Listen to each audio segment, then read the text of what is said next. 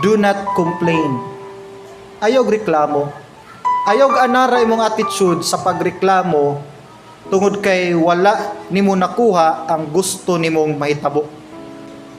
Samtang naghulat ka sa right timing sa Dios, anara imong kagulingon sa pagpaubos, i-control imong patience, i-control imong faith, i-level up imong faith, tagaig time nga imong sabton ang giproseso sa Dios behind the scene.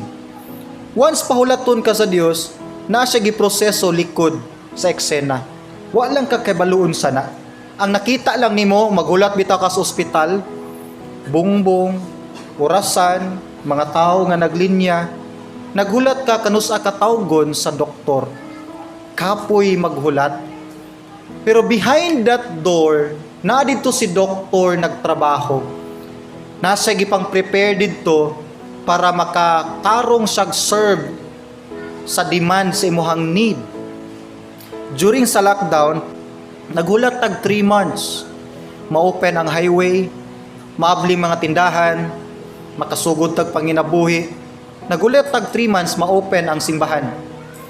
Didto mi atong tanan sa bukid sa Tuburan. 3 months. Nag-lockdown ang ato ang city, mingaw kayong highway. Samtang naghulat mi nga moabli na pod og balik ang dalan, mahuman ang lockdown, wala mi nagsigig reklamo. Wala na mo sayangi ang panahon sa pagsigig bagulbol. Gigamit na mong oras sa paghulat nga doon na ni benefit na mo. Givalue na mo ang time together with our family dito sa bukid. Gitudluan na mo mga bata pagpananom. Banding. Kay kung walay lockdown, di lisod biya tatigumon. Natong lockdown, kinsa mo imong kuyog pirmi, imong barkada ba? Imo habang mga kauban sa trabaho, dili, imo mang pamilya.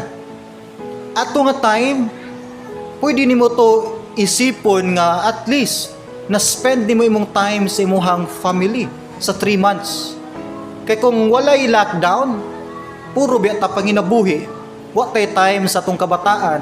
Wa ta kabantay nga nanaday gibati ang atong kauban sa pamilya. Nagproblema na din siya.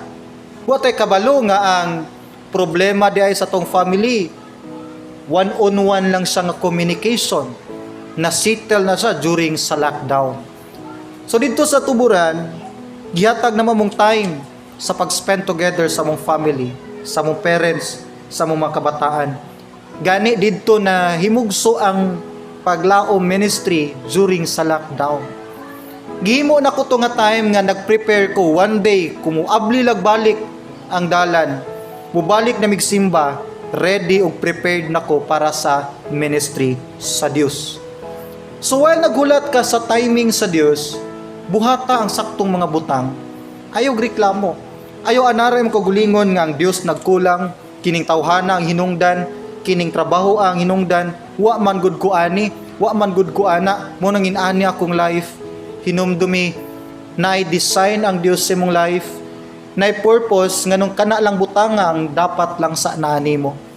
Na purpose nganong kinahanglan ka kuhaan sa karon nga situation. Na purpose nganong kinahanglan ka pasakitan for a moment. Na purpose behind that scene. And samtang naghulat ka, unsa gid na o kanus-a maabli og balik ang opportunities, gamita na nga time pag-prepare sa imong spiritual life. Ayog sugot nga maluya imong faith samtang gipahulat ka. Ayog sugot nga di na ka moadtog church samtang gipahulat ka. Once pahulaton ka sa Dios, gusto niya nga mangandam ka aron mahimo kang ready sa ang gi-prepare pod para nimo. Kung nakoy gi-prepare ni 30 nga usa ka 150cc nga motorcycle, do you think ihatag na ko ng 30 at the age of 5? Dili. Kaya sagaran, moingon ko, hulat sa dong. Hulat sa dong. Simple nga word, common nga words, hulat sa, pero it simply means pangandam sa. Hulat sa, wabutra ka. It means pangandam isa. So while naghulat ka sa timing sa Dios, i-prepare imong kuglingon. Be sure nga in line gapon ka sa will sa Dios, nag-obey gapon ka sa iyang sugo. Dili man ta perfect, but be sure nga naa ka sa dalan gyud gihapon sa Ginoo.